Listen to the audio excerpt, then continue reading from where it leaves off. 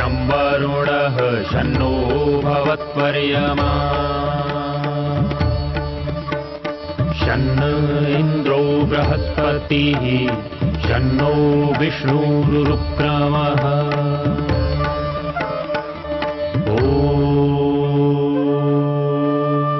शान्ति शान्ति शान्तिः।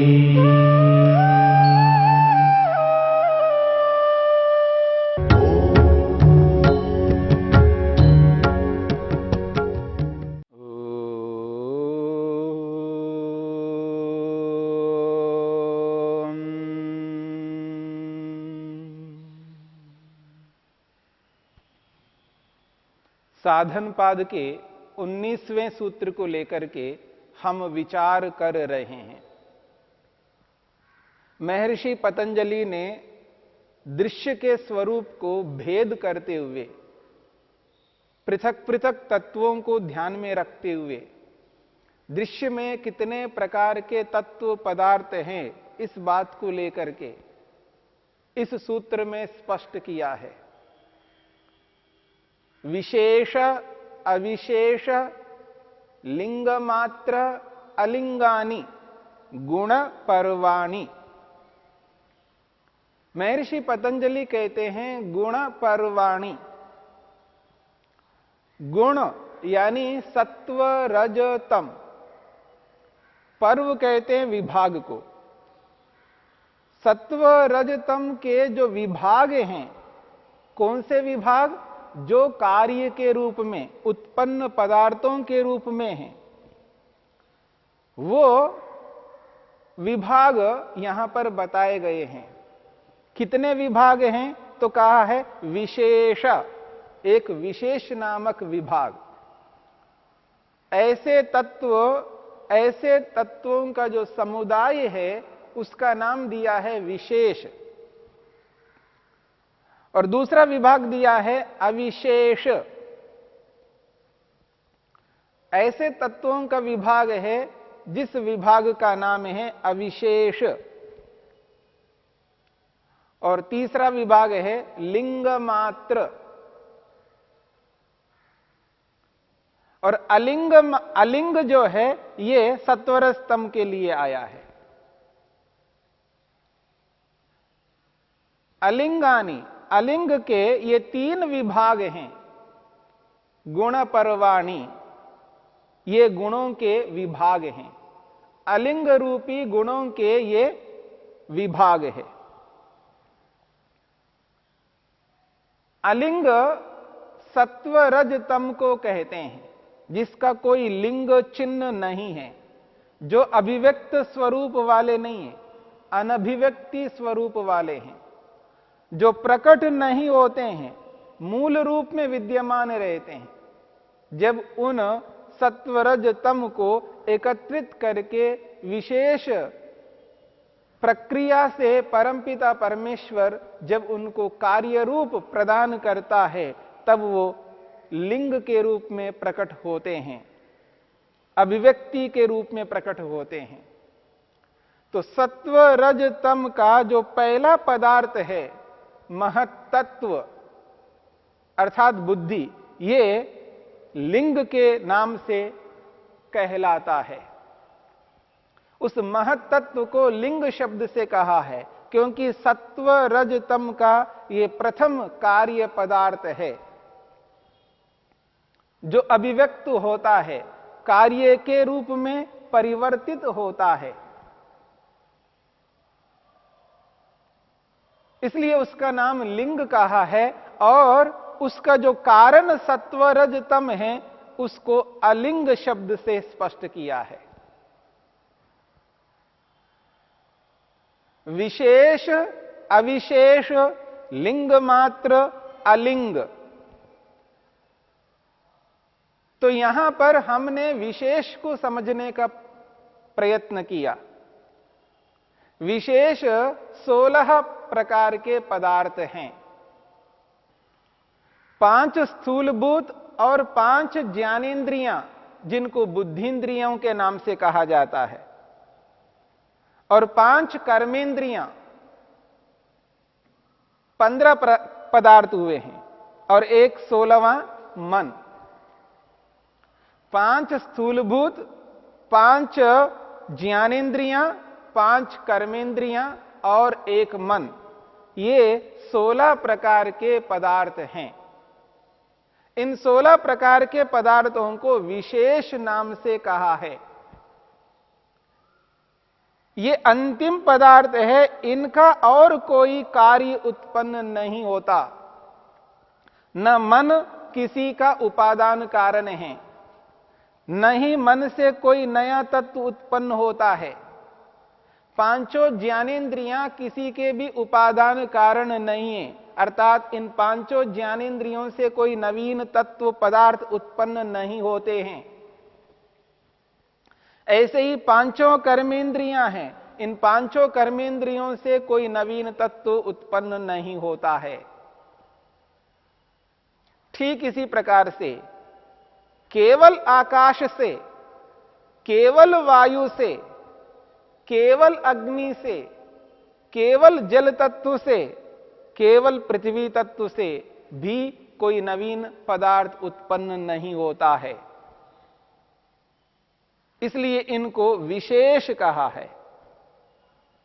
हां, जैसे पांचों ज्ञानेंद्रियों से कोई नवीन तत्व उत्पन्न नहीं होता, अथवा इन पांचों को मिलाकर के भी कोई नवीन तत्व उत्पन्न नहीं होता, पर 5 महाभूतों को मिलाने पर नाना प्रकार के पदार्थ जो इंद्रिय गोचर हैं, जो हम अपने इन साधनों से ग्रहण करते हैं, आंख आदि साधनों से, उन पदार्थों को यदि हम ले तो उन पदार्थों का जो कारण है वो 5 महाभूत है, पर मिलकर के है। केवल एक तत्व से नूतन नवीन पदार्थ उत्पन्न नहीं होता। इस रूप में ये अंतिम पदार्थ होने के कारण से इसको विशेष कहा है। तो विशेष नामक पदार्थ 16 हैं। 5 स्थूलभूत, 5 ज्ञानेंद्रियां, 5 कर्मेंद्रियां और एक मन। उसके बाद क्रम है अविशेष का। वो 6 प्रकार के अविशेष तत्व हैं, और उन 6 प्रकार के अविशेष तत्वों में पहला तत्व है शब्द तन्मात्रा, दूसरा तत्व है स्पर्श तन्मात्रा, तीसरा तत्व है रूप तन्मात्रा, चौथा है रस तन्मात्रा, पांचवां है गंध तन्मात्रा। ये 5 तत्व हैं जिनको सूक्ष्म भूत भी कहते हैं और इनको तन्मात्राएं भी कहते हैं। और इन 5 के साथ में एक और तत्व है जिसका नाम है अस्मिता, जिसे अहंकार कहते हैं। ये 6 प्रकार के तत्व अविशेष कहलाते हैं। 5 प्रकार के तत्व जो सूक्ष्म भूतों के रूप में हैं, सूक्ष्म भूतों के रूप में रहने वाली ये तन्मात्राएं स्थूल भूतों के कारण हैं, और अस्मिता रूपी जो अहंकार है ये ज्ञानेंद्रियों, कर्मेंद्रियों और मन के कारण हैं। इसलिए इनको अविशेष कहा है, क्योंकि विशेषों के कारण हैं। विशेषों के कारणों को अविशेष शब्द से स्पष्ट किया है।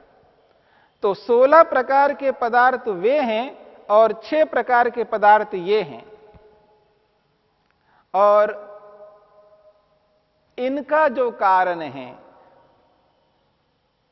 इन 6 अविशेषों का जो कारण है वो है महत्तत्व। हमने इन 3 तत्वों को जानने का प्रयास किया है। अब इसके आगे महर्षि वेदव्यास कहना चाहते हैं, वो ये स्पष्ट करना चाहते हैं, जो अलिंग है, जो महतत्व का कारण है, सत्व रज तम है, उसको समझाने के लिए महर्षि वेदव्यास स्पष्ट करते हैं। वो कहते हैं प्रतिसृज्यमानाश्च तस्मिन् एव सत्ता मात्रे महति आत्मनि अवस्थाय। प्रतिसृज्यमानाः, वो कहते हैं जब ये जो कार्य पदार्थ हैं, ये जो कार्य पदार्थ है जब अपने कारण की ओर लौटते हैं, अपने कारण में विलीन होने लगते हैं, प्रतिसृज्यमानाः, लौट करके आते हुए जो कार्य पदार्थ है ये अपने जब कारण में विलीन होते हैं उस स्थिति को संकेत कर रहे हैं। प्रतिसृज्यमानाश्च, लौटकर आते हुए ये कार्य पदार्थ महतत्व को ध्यान में रख करके बता रहे हैं, इसलिए इस महतत्व के जो कार्य है वो ये 6 अविशेष, ये 6 प्रकार के अविशेष पदार्थ लौटते हुए तस्मिन् एव, उसी महतत्व में, उसके लिए स्पष्ट किया जा रहा है तस्मिन् एव सत्ता मात्रे महति आत्मनि, उसी सत्तात्मक महतत्व नाम वाले पदार्थ में अवस्थाया आकर के ठहर जाते हैं। प्रतिसृज्यमानाश्च, ये 6 प्रकार के अविशेष नामक तत्व लौट करके अपने कारण में विलीन होने के लिए उसी महतत्व नामक पदार्थ में, तत्व में आकर के स्थिर हो जाते हैं। और यह महतत्व अपने कारण में विलीन होने के लिए अग्रसर होगा, यानी वो 6 अविशेष महतत्व में आकर के ठहर जाते हैं और महतत्व अपने कारण सत्वर स्तंभ में जाकर के विलीन हो जाएगा। उसके लिए स्पष्ट किया जा रहा है इस महतत्व का जो कारण है उस कारण के एक विशेषण शब्द से स्पष्ट किया जा रहा है, वह है निस्सत्ता सत्तम।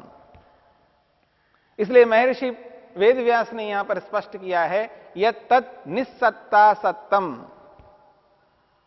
निसदसद, निरसद, अव्यक्तम,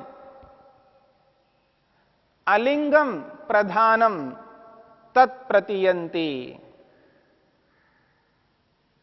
अलिंगम को यहां पर स्पष्ट किया जा रहा है। अलिंगम सत्वर स्तंभ है। इस अलिंगम रूपी सत्वर स्तंभ के कुछ विशेषण दिए हैं। निस्सत्ता सत्तम, वो कैसा है अलिंग, तो विशेषण दिया है निस्सत्ता सत्तम। निस्सत्ता सत्तम कहते हैं ना तो वो सत्तात्मक है और न ही असत्तात्मक है। दोनों विरुद्ध बातें हैं, विरोधी बातें हैं। निस्सत्ता सत्तम, निस्सत्ता सत्तम का अर्थ है न तो वो सत्तात्मक है और न ही असत्तात्मक है। सत्तात्मक भी नहीं है और असत्तात्मक भी नहीं है, ऐसे तत्व को निस्सत्ता सत्तम कहते हैं। अर्थात वो सत्तात्मक नहीं है, इसका अभिप्राय ये नहीं है, सर्वथा सत्ता का निषेध नहीं किया जा रहा है। यहां वो निस्सत्ता वाला है, अर्थात कार्य रूप में नहीं है। जैसे कार्य पदार्थ घटपट आदि ये वस्तुएं हैं,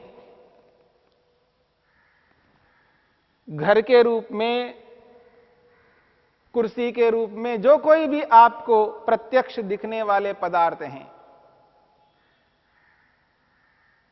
जो दृष्टिगोचर में आने वाले पदार्थ हैं, उस रूप में वो नहीं है। कौन? अलिंग। वो अलिंग कैसा है? निस्सत्ता सत्तम, निस्सत्ता वाला है, अर्थात सत्तात्मक नहीं है। वो अभिव्यक्त के रूप में नहीं है, प्रकट रूप में नहीं है, कार्य के रूप में नहीं है। इसका यह अभिप्राय नहीं है असत्तावान है, उसकी कोई सत्ता ही नहीं है, ऐसा भी नहीं है, असत्तावान भी नहीं है। सत्तावान नहीं है कहा है, फिर यह भी कहा जा रहा है असत्तावान भी नहीं है। ऐसा ना हो वो है नहीं, ये भी नहीं है, वो है भी और नहीं भी। नहीं है कार्य रूप में नहीं है, अभिव्यक्ति के रूप में नहीं है, प्रकट रूप में नहीं है, और उसकी सत्ता ना हो ऐसा भी नहीं है, फिर भी वो अनुमान से जाना जाता है। अनुमान से तो हम जान ही लेते हैं। जो कार्य पदार्थ है उस कार्य पदार्थ को हम जब देखते हैं तो उसके कारण का अनुमान हो जाता है। जब वो कारण रूप में रहता है, वो अभिव्यक्त नहीं है, प्रकट नहीं है, इसलिए दिखाई नहीं देता। और इसका अभिप्राय यह भी नहीं है वो पदार्थ नहीं है, वो तत्व नहीं है। इसलिए यहां पर कहा निस्सत्ता सत्तम।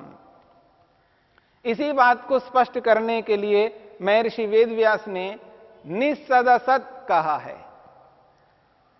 निस्सदसत अर्थात वो अभिव्यक्त नहीं है, प्रकट नहीं है, और सर्वथा ना हो ऐसा भी नहीं है। निस्सत्ता सत्तम को ही निसदसत शब्द से स्पष्ट किया है, और उसी को निरसत शब्द से स्पष्ट किया है। सर्वथा अभाव नहीं है, भावात्मक है पर प्रकट नहीं होता है। सत्ता का जो निषेध किया जा रहा है वो अभिव्यक्ति के रूप में निषेध किया जा रहा है, प्रकट रूप का निषेध किया जा रहा है, कार्य रूप का निषेध किया जा रहा है, सर्वथा अस्तित्व का निषेध नहीं किया जा रहा है।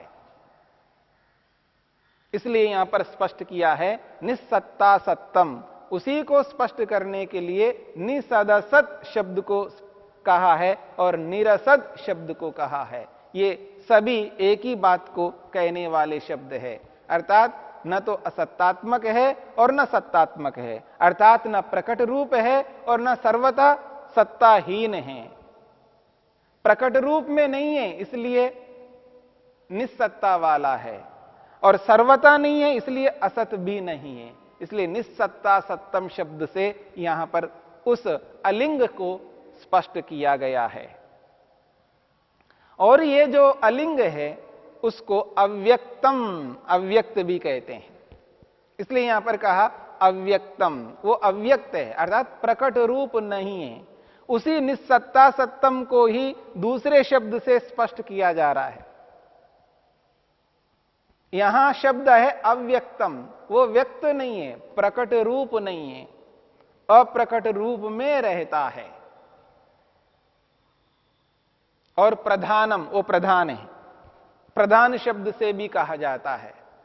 सत्वर स्तंभ को प्रधान शब्द से भी कहा जाता है। यही अलिंग है।